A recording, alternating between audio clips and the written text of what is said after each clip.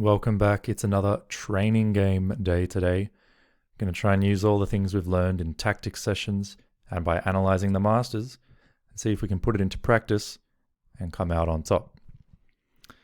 You can see I've actually had a few sort of wins of late. My rating's back to 1700 and I did not record those games.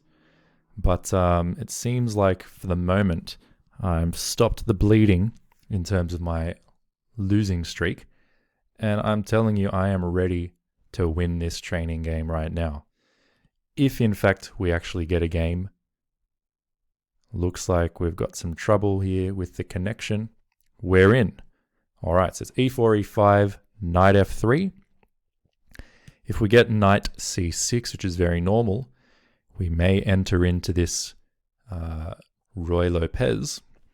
And if we then follow up with a6, I might take that knight as I tend to do, going into an exchange Ruy Lopez, which I tend to like. I could even at that point follow Tate, if you saw the most recent master game analysis video, by fianchettoing this bishop immediately. And that could be interesting. It really could be an interesting way to go. But I guess I'm not Tate. So I think I'm just going to castle. I'm just going to castle. I'm going to play this my own way, although this was certainly interesting and still could potentially be played. I prefer to do it this way. Now, we're in this kind of interesting scenario here where I'm attacking this pawn and he's attacking this pawn. The difference as far as I can tell is I've already castled. So if we go down this line, I take pawn, he takes pawn, my rook just simply lands here immediately and I'm hitting this knight. If the knight moves away, then my knight also moves away with check, discovered, and this queen's going to be in trouble. So if I take and he takes and I do this, he's going to have to do something else other than moving the knight away as far as I can tell. So I've got quite a right mind to just simply take this pawn. I don't think it can possibly be too bad. What he could maybe do here is not take my pawn, but instead develop his bishop with a tempo against my knight. But in that scenario, I can play d4, and I've got two pawns in the center there. If he takes one of them, again, my rook comes in. I'm attacking this knight. So things there also look really good for if he, again, were to move the knight away. This kind of thing is going to fall. So I think what we really need to look at is after this, this, and this, what if he defends the knight in some other way? For instance, what if he plays f4? Sorry, f5. I guess if he plays f5 there, oh, it looks shaky. It looks really shaky. He's opening up this diagonal towards his king side, so I could start out with it giving a check. He can block the check, which attacks my queen. For that reason, I don't love necessarily that. But I like this enough to go for it, and we can figure the rest out later. If he does this, I'll just ask him what he wants to do. Because this, like I say, at the very least, it doesn't matter if I play this check move. I won't, because I don't like that he can just gain a tempo on my queen. But at the very least, if he plays this, he's opening his king up. And that, in and of itself, is enough reason for me to say, that should benefit me. Okay, so instead he goes for this move. And we've basically already said here we would just play this. And we're still in a similar scenario to before. Are you going to take this pawn or not? Because if you don't, I guess I can just defend that pawn in a variety of ways. Or I can move my knight back. And I'm up a pawn here potentially. Your pawn structure is not fantastic. So you just have to be a little bit mindful here. So he castles, which I think is the right call to make. But I also wonder if it's potentially walking into a tactical attack. Because these two pieces are liable to be forked by my pawn if I can get my knight out of the way quickly. And the way you can do something quickly is by doing it with tempo. There's two ways I can think of to do that, but this way I think makes the most sense because A, it wins a pawn, and B, it attacks the queen. Now, this also wins a pawn and attacks the queen, but the difference is, let's say he takes with the rook, I've half opened up this file for him, and I've allowed him to start the process of doubling heavy pieces on that file. So I, by principle, prefer this move, hitting the queen. Now, if the queen moves, I could potentially just move my knight back to where it was before and say, hey, I just won another pawn. And I don't think he should like that. It's also very important to note, though, that this bishop could move away with a check. And if I take, then he takes. I think still his pawn structure there is very bad. And I've also won what Tarrasch would call the minor exchange, meaning I won the bishop for a knight. So let's say take, he takes, I take. Can he come in with a check there? Possibly. And maybe that's what he wants to do. Maybe that's what he's wanting to do. So, you know, I can actually avoid all these complications of allowing his pieces to sort of stream in after like a check and then, you know, this kind of check. Of course, I could just move to the side there. So it is worth calculating, but I can also just play something like f4, which isn't even strictly necessary. I could play something like knight c3 just to defend this pawn. I could play this bishop move, bishop g5, pinning the knight. Therefore, if he takes here, I take back. He would have to trade queens and then move his knight, at which point my bishop move might be a little bit off. I could play f3 just to put a lot of defense on this pawn. If I play this, he takes, I take back. Yeah, I'm hitting his knight. His knight has to move. So that's kind of a nice thing. And although my pawn structure there is a bit odd, the fact remains I'm up a pawn. I'm actually up a pawn here. So I can even afford to give this pawn back in future if I want. Since if this happens, his knight would have to move. He currently has this as an option. So it might even make sense to play f3. So if he takes, I take, where does his knight go? I mean, it could still come here or here. They both seem slightly strange. But maybe I am better off just developing, simply developing. He takes, I take. Even if he moves his knight here, I can put my bishop here to defend this pawn. And in the future, I can play f3 or h3 to push him away. So I know I've spent quite a bit of time, but I'm almost ready to make my move.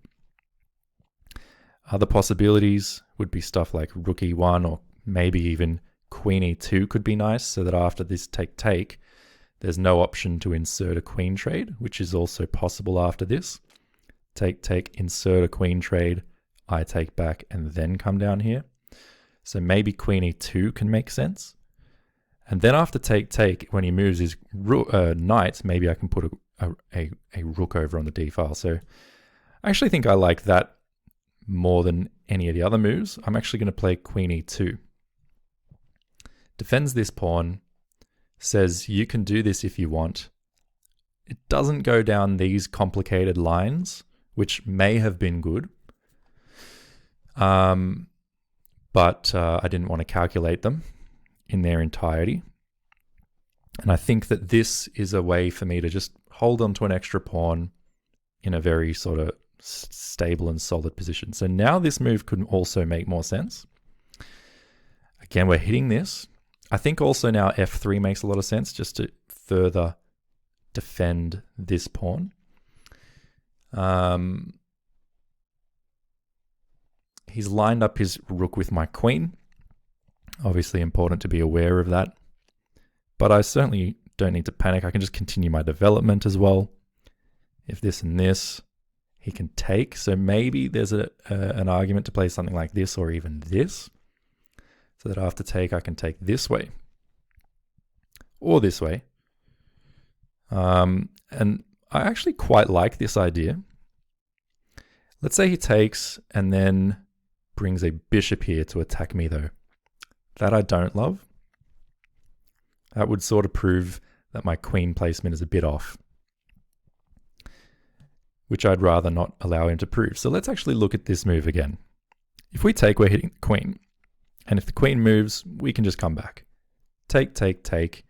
And I'm still up a pawn there. I think f3 is probably most solid.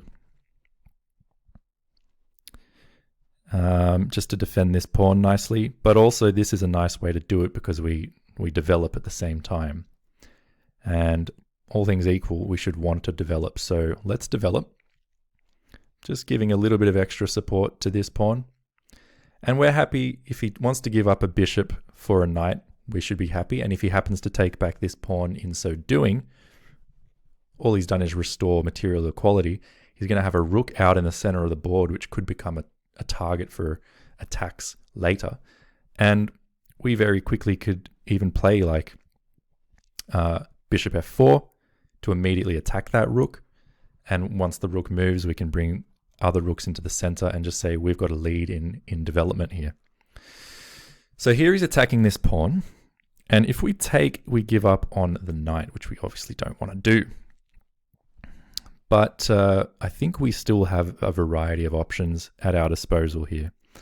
So one of them would be just to jump the knight back at this point. If we jump the knight back, everything is defended. If he takes here, we take there.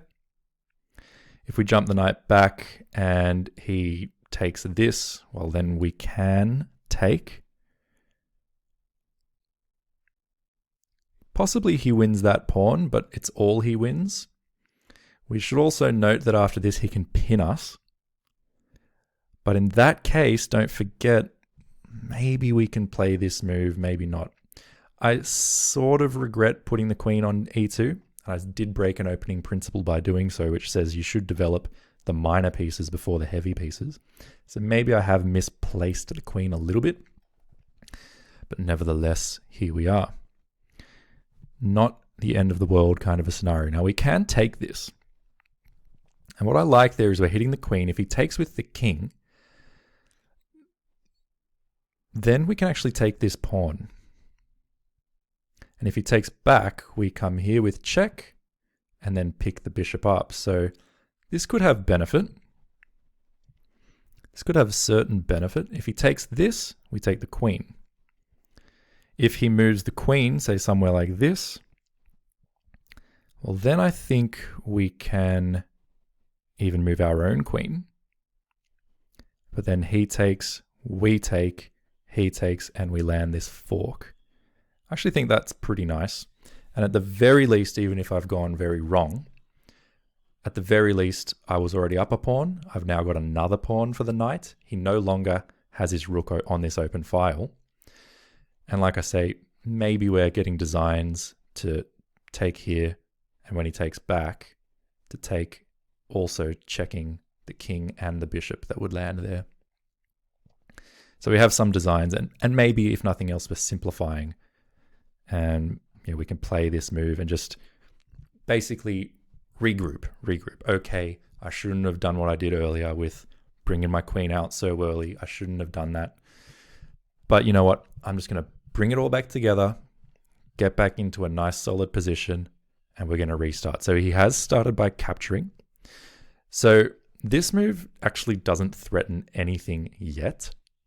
But after check, it does. So we don't actually need to start by capturing the pawn, although I don't mind doing so, because doing so wins a pawn, right? If he takes, then we come here, check, and we actually win a full piece.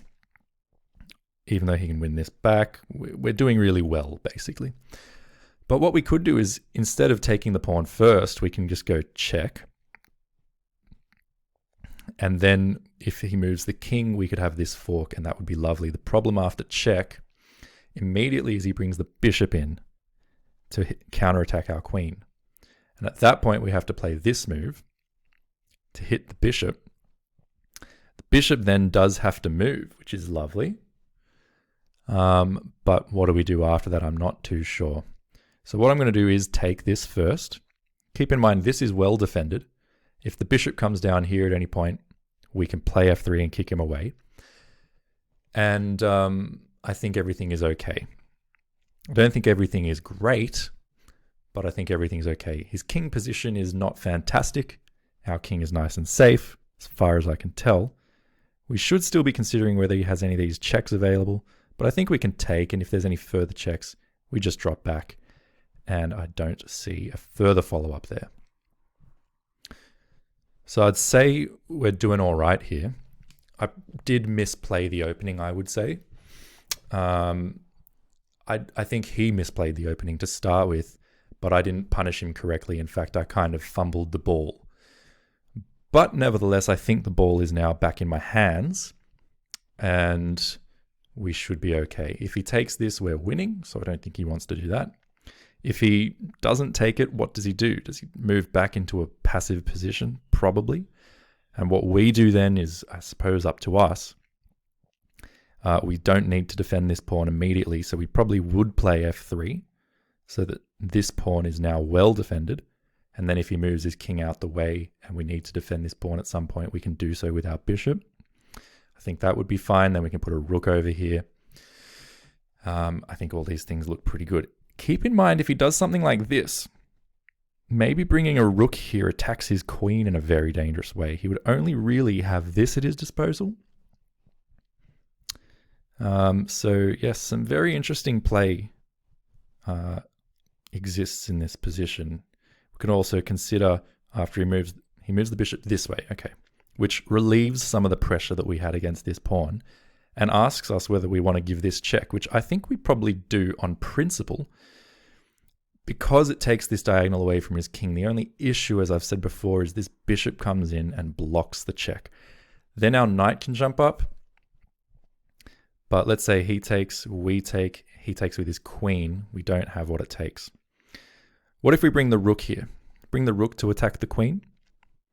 That could be quite nice. Either the queen moves somewhere, or what? He puts the bishop here. I don't think that's really what he wants. We could, he could move the queen here, however. At that point, what have we got there? I'm not too sure. So, okay, what else can we do? We could play f4 straight away. That also invites this move, attacking our queen. But our queen, keep in mind, can move away with check. And if this bishop moves back to attack us again, well, we can then move back. If he attacks us again, we're either in a repeat, and we say draw by repetition, or we can just move the queen perhaps here. Then he can do this, we can do this. Take, take. I think we're okay, but I think more solid is to play this way. Are we afraid of him taking this? Well, our pawn structure does not look very crash hot there, but keep in mind also after check, we can do our own check and then recapture, keeping our pawn structure intact. So in summary, what if we play this move? Just continuing to develop. Threatening thereafter to play our knight up. I think that probably makes sense. Bishop d2 is probably nice too. Just keeping things really simple. Developing in such a way that if he takes and takes back, then he is actually threatening this. So I'm going to play this move first and foremost, f3. We need to actually take this possibility away from him and properly defend this pawn so that after he takes, this pawn still has adequate defense. Keeping in mind that if he takes, I think my method of recapture is going to be check and then recapture so that my pawn structure here remains intact. There could be an argument, however, for when he takes, taking back like this, because it opens up my bishop. But I think on some, I'm probably better off going check and then taking this way. And again, I don't think I'm better, but I don't think if I'm worse, I'm not much worse. And though I fumbled the ball to start with, I think we can try. I don't want to do that pre-move. What's going on here? I don't want to do that pre-move. Oh, it was going to make a very bad pre-move there. All right, so now he's thinking. again, if he takes, I'm going to take, give a check. He's going to bring the bishop out. I'm going to take. And then what's he going to do? He's probably going to move the queen. Where would he move the queen? Not a lot of great squares to put it. Probably just move it one square forward. Keeping in mind at that point, I think my position's nice. His position's not necessarily as nice in the sense that this is a bit of a thorn in his side, just a little bit. His king, as I've mentioned, maybe doesn't have the best home. So he takes. I'm going to gather back some of my time by taking first. This is almost a guaranteed move. Then I'll take the bishop, preserving my structure and preparing to come out with this bishop shortly thereafter, and then with my rooks after that. And okay, so I've consolidated. I think I've consolidated. It's an interesting position in which I have 3 pawns for his knight. And as predicted, he's brought the queen out. I'm probably going to just develop my bishop now. I think that makes a lot of sense. Onto a diagonal where we prevent his queen from ever coming to, prevent any attacks against the queen, against the king, and also just overprotect this pawn and prepare to bring my rooks into the battle. Now, if I bring this rook in first, I do drop this pawn, but keep in mind, this is with a tempo.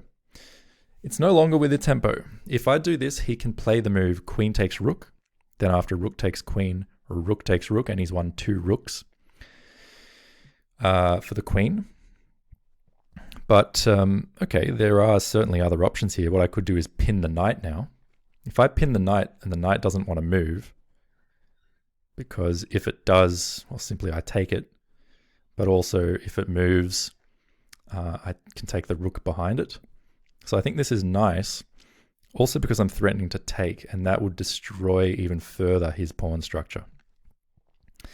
So I actually quite like this move. It does allow him to go check and essentially force a queen trade. So after take, he can take with his king and preserve his pawn structure there as well. So if I did want to do that, I would have to move my king out the way, maybe with king h1, but I don't think that's the right way for the king to be moving.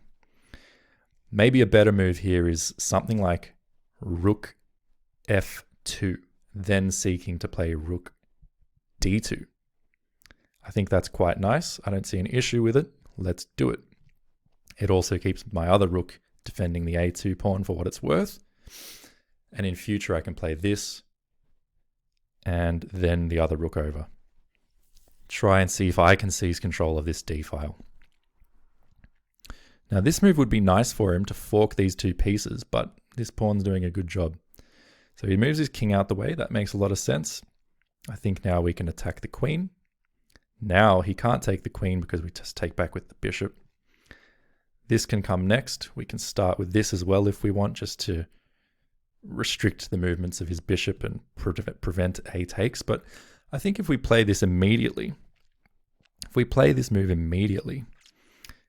can he actually take on a2? Because then we play b3. Take, he can play this. We come here, he comes back, we come here. I think we would end up trapping that bishop. I think that's what would happen there, is we would trap the bishop, which I don't think is what he really wants to have happen. What's another move we could try? We could try capture, and when he comes here, we could, again, pin this knight. At that point, the knight really can't move away in any beneficial way. And therefore, we really have a substantial threat against him there, and I quite like that. So with little time left, I think we're going to try this, actually. I think we're going to try take, and when he takes back, pinning this knight and threatening to take it twice also. So that's nice. I think it's relatively nice. Now, he does own the d file, but he can't do anything with the d file. All these squares adequately covered. My pawn is well defended for the moment. I should be aware of moves like this. Okay, so he's moved back. Now if I take, he just takes with the rook, which doesn't make as much sense. But this pawn could be vulnerable to a move like this, because if I take, he takes here, ruining my pawn structure. So if he does something like this, I might want to put the bishop back here. And it looks like I have time to do that. I might also want to play like this a3, because then if he plays this, I can actually follow up with b4, although I can do that to start with. Then if he takes, I take, my pawn structure there is a bit iffy. Just a little bit iffy. I can just, again, I can play rook d1 straight away. Say that I own this file. If he takes here, I can take there, and I think this bishop's getting trapped, so I'm going to go for it. If he goes like this, at the very least, I can bring the bishop back. And then after takes, well, I can take with the queen there. Take, and we should be all right. So again, I think I've consolidated for the moment. Looks like I now own the d file to some extent. Whether I can do anything with it or not, I'm not sure. But if I take here, he either ruins his pawn structure, or he takes with the rook, which allows this check. Although the rook then goes back, maybe then my queen can come here, and I just sit on this d file and say, it's mine. I own the d file. My pawns restrict the movement of your bishop, and maybe very shortly I'll restrict them even further. Again, I don't think I'm much better here, if at all, but I also don't think I'm worse, despite fumbling the ball in the beginning of this game, unfortunately. The game's still very much going, and I am still confident that I can make something happen here. So he moves this away. This is a very weak pawn, isn't it? I mean, I can't quite take yet, but it just looks like a juicy target, a very juicy target. So I'm actually going to do something here, maybe a little bit unusual, but I think it's quite nice. I think it's quite nice to play b3. b3 looks innocent. It looks like I'm just protecting a2, and I am. And my plan would be to bring the bishop back. But after he takes, I don't really have the time to do so. I'd love to get this bishop here so I could mate. That's not really happening though at the moment. So I could try this move. This is possibly a nice move, hitting the rook, but the rook can come here or here. And then I just have to move back again. So don't love it. There's this as well. Or there's this. This is also a nice move.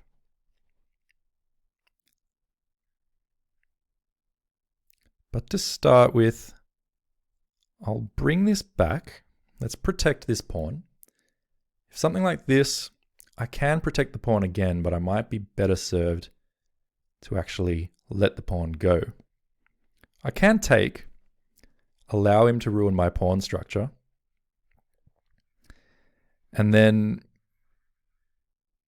if he takes back, now this is interesting. What if I take this? If I take this, he takes like that. Take. It's an interesting line. But I think this might be okay. Attacking this? No, not quite. Maybe I have to actually allow this. Or, as I said, I can just allow him to recapture. It's probably what I'm going to do instead. Don't want to run out of time. I'm going to come here, actually. I'm just going to own this file. I'll give back one pawn for the time being. For the time being, I'll give back this pawn. He can take it in whatever way he likes. And now, I think I'll just play this. Try and restrict this bishop. And just say, all right, you've got a pawn. But I've got this file, at least for the time being. And let's see what you can do. Let's see what you can do here. Probably bringing the knight back and coming through this way. I need to be able to probe And this is probably the biggest weakness in his position. So maybe I should try and put this bishop here and take aim. If we're approaching an endgame, my king's going to need to become active, which currently it is not. I should also keep an eye on this idea, that maybe I can put this bishop here and somehow engineer a queen-bishop battery towards this potentially vulnerable point. But it's not going to be easy, and of course I've only got 16 seconds, so I do have to be thinking here, what am I doing with response to moves like this? I don't think there's anything I really need to do. I could probably get away with stuff like this, putting my bishop on a better diagonal, and then if something like this is played, just drop back. I think that's probably what I'll do, is just improve my bishop for the time being. At least I think that's an improvement of my bishop. Another sort of possibility here, and something I could have considered and still could, is bringing my queen here. If I bring my queen here, it pins the knight. There's nowhere the knight can go where it actually protects the queen. So if I pin the knight, then I'm threatening to at least take and ruin his pawn structure, because, you know, something like this can happen. And I'm also potentially threatening to then play b4 and say,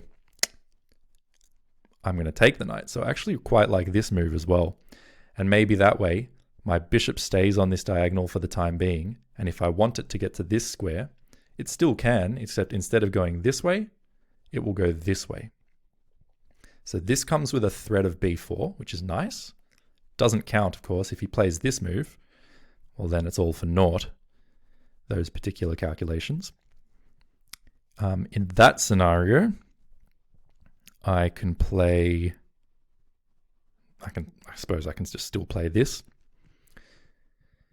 And then after this, I could possibly play this, which would be very nice because I'd be hitting the rook and I'd be also threatening mate.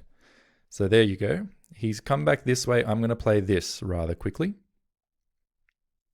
pinning the knight. So I had a move in mind for this, but now this isn't really possible anymore because the knight might find itself in a tad of trouble.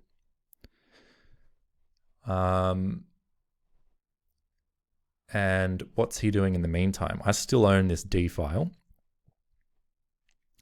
If he does something like this, again, I take this. I think he may have blundered there. Okay, he defends. That's quite a nice move. So I'll tell you what, I will do this.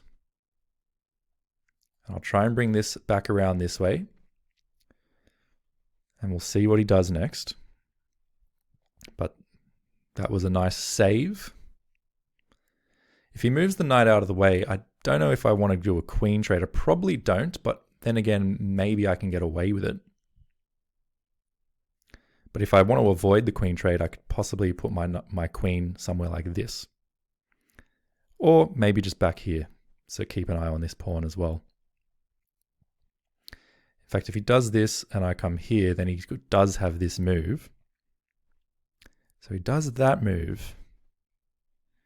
He does that move, which I don't think is as good. I can firstly start with a check to start with, and also just to buy myself a little bit of time here. And he's playing quickly. But why don't we pin? Why don't we now give him this pin to deal with? We still own this file, just trying to not create big weaknesses for myself. Now, this is potentially very dangerous for me in the future. For instance, maybe even this, if I were to take, then he would have check, I have to move, but I have this square very well defended. Not to mention that after this take, I can take the rook, which is the point of the pin, and I'm actually threatening to win back a pawn and ruin the pawn structure at the same time. So I think he's going to have to do something about this. He does do something about that. Now I need to come up with something.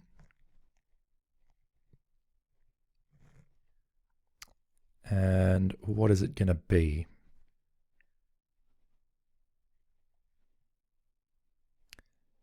How about we just start with a move like, Whoa,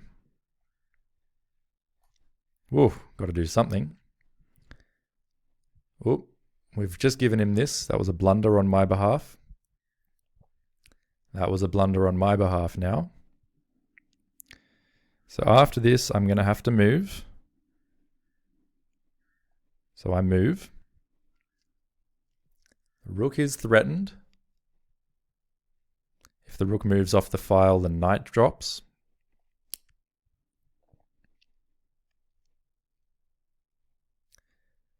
It's quite sharp. The pawn here is not looking great, but yes, I did blunder there, so which isn't very great. All right, I'll tell you what, I'll move here. Now I'm threatening this.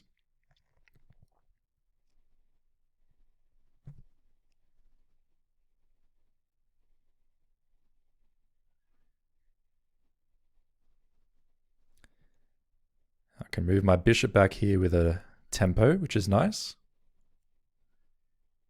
He gives a check. This is a bit scary. Got to come here, because otherwise I'm getting forked. And that's mate, actually. Yeah, I blundered this one. You could say because of time control pressures, but very, very disappointing. Very, very disappointing, considering that the whole game was basically a bit of a mess. I fumbled the ball to start with. If we go back to the start and have a quick look, I think here I probably would have been better off just continuing my development, but taking the pawn, you know, computer says that actually was the right move. Like, why not? It's a pawn. And after he did this, I guess maybe what I should have done is just move my knight back now. Moving my knight back here would be great, because he can't take. We still just go check as far as I can tell.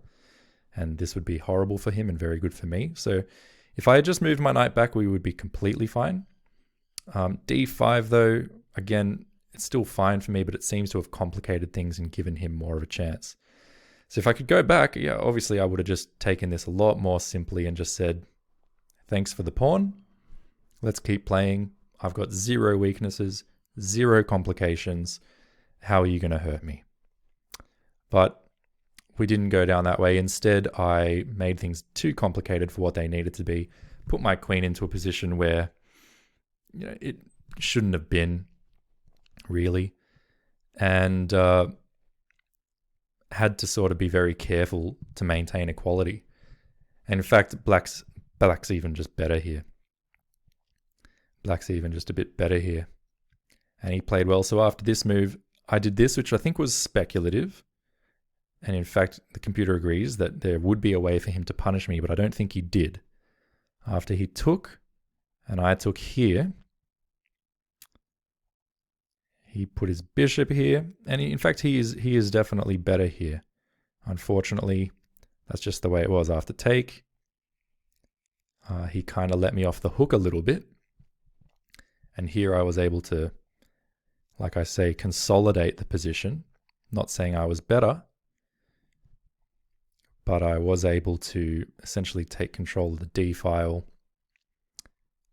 And, you know, if I was worse, I wasn't much worse. The real problem was that I blundered in time pressure. Same old story. Probably here I should have taken the pawn. But moving the queen away, yeah, wasn't very good. Probably was better, like I say, to just take the pawn. Allow him to ruin my pawn structure. But, you know, that's not very good either. So I looked for something that might be better, keeping complications on the board with my queen still there. Maybe in that position right here, I should have gone for this tricky move. But still, he can play this. He can still play this. I guess I can take there. And I would have thought this is looking good for me. What does he do here that's so good? What's his special move? Probably just, nope, sorry, I meant to take the bishop. Yeah, that's what he would do. All right, so that was unfortunate. Yeah. Again, there I probably should have traded queens. I was trying to keep things complicated. But at this point, I was thinking of h4. h4, but it just gives him a pawn for free at the very least. I mean, yes, I can take this. And after he recaptures, I can take again. But he is better. He's got a bishop. His king's actually very safe. My king's got all these open diagonals everywhere, which isn't very fun. So, yeah, that's not great. But after this move, which is just a blunder, you can see there's no longer any hope. The check, I can't capture because I'm pinned. And I don't want to move this way because I dropped this pawn. But really, no matter what I do, it's horrible. Probably best would be to give the queen up and then take the rook. But obviously, that's not a lot of fun either. Yeah, I can't even bring the rook down here because of this sort of thing. So basically, very much of a letdown. I know for a fact I can play so much better than this. It's not even funny. So I'm going to do another training game very shortly, but for now we'll leave it there. And if you've been watching this channel, all you've seen lately in my training games is me losing. You didn't see where I sort of came back to the 1700 realm, but I promise you, the next one is a win. So we'll see you then. Cheers.